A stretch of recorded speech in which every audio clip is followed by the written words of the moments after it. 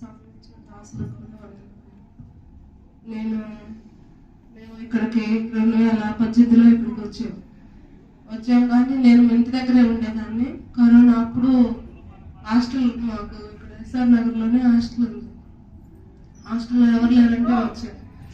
అయితే నేను ప్రతి సంవత్సరం నెలాఖరు వచ్చేసరికి ఉపవాస ప్రార్థనలు జరుగుతాయి మాకు. అయితే ప్రార్థన లేదు ఇక్కడ. నేను కళ్ళనీళ్ళు పెట్టుకుంటా ఉంటే మా అబ్బాయి మెడికల్ షాప్ ఆయన చెప్పాడు, ఇక్కడ చర్చి ఉందని తీసుకొచ్చినాక నేను వచ్చాను.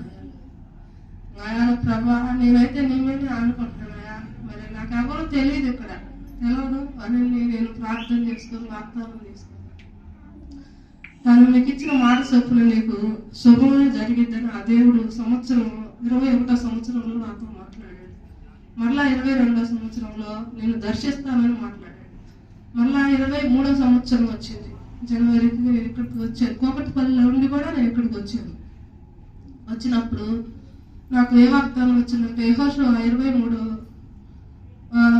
వాగ్దానం వచ్చింది.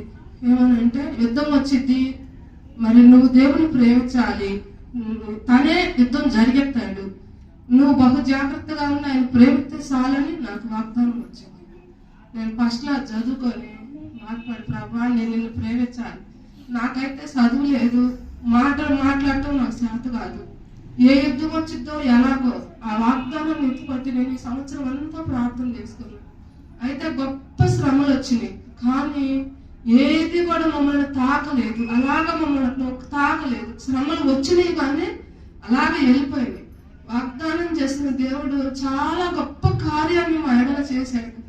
నా మనసులో అయిపోయే వాళ్ళంతా కూడా నేను వెళ్ళాలి, ఇక్కడికే రావాలి, నాకు దేవుడు మాట్లాడాడు నాతోటని నాకు అసలు అదొక బాధగా ప్రేరేపణగా ఉంది.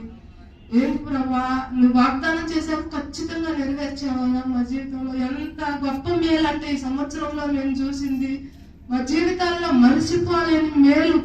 అలాంటి శ్రమ వచ్చినా కూడా నేనైతే కళ్ళ నీళ్ళు పెట్టుకొని వాగ్దానాన్ని తలంచుకొని ఉన్నప్పుడు నువ్వు నన్ను ప్రేమించమన్నావు, నేను చేయగలిగింది ఏమీ లేదయా అని నేను మనసులో అనుకున్నప్పుడు మరి పని ఉంటది. ఒక్కొక్కసారి 100-150 మందికి వంట చేయాల్సిన పరిస్థితి.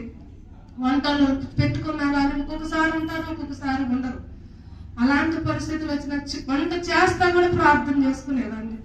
పాటలు పెట్టుకొని సెల్లులో ప్రార్థన చేసుకుంటా అలాగా ఉన్నప్పుడు దేవుడు గొప్ప కార్యాన్ని ఈ సంవత్సరం మా జీవితంలో జరిగించాడు.